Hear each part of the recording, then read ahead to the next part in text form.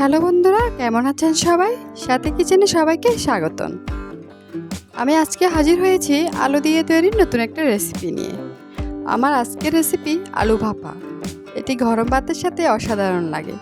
বন্ধুরা, আমার চ্যানেলটি যারা এখনও সাবস্ক্রাইব করেনি, সাবস্ক্রাইব করে বেল বাটন অন করে দিবেন।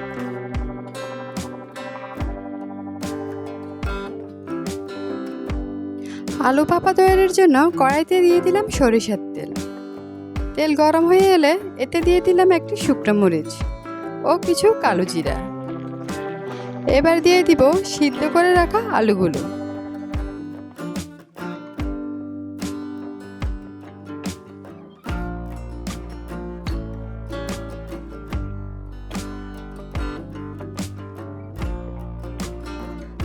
এখন দিয়ে দিব 1 চামচ লবণ, হাফ চামচ হলুদ গুঁড়ো, হাফ চামচ মরিচের গুঁড়ো। এখন আলুগুলোকে একটু কষিয়ে নিব।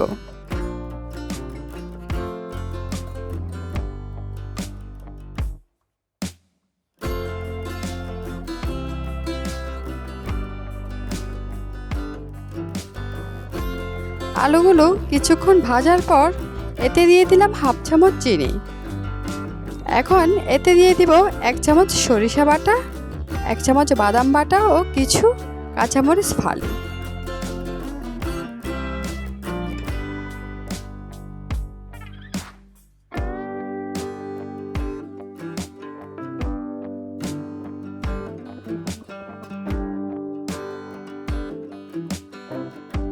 এখন আমি আবারও এগুলোকে ভেজে নিব।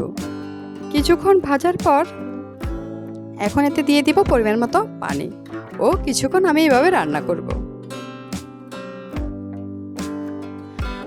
রান্না হয়ে গিয়েছে, এখন নামিয়ে নিব। নামানোর আগে আমি সামান্য পরিমাণ সরিষার তেল দিব। এতে ভাপার স্বাদ আরও বেশি বাড়ে। এই ভাপাটা আপনারা সরিষার তেলে তৈরি করবেন।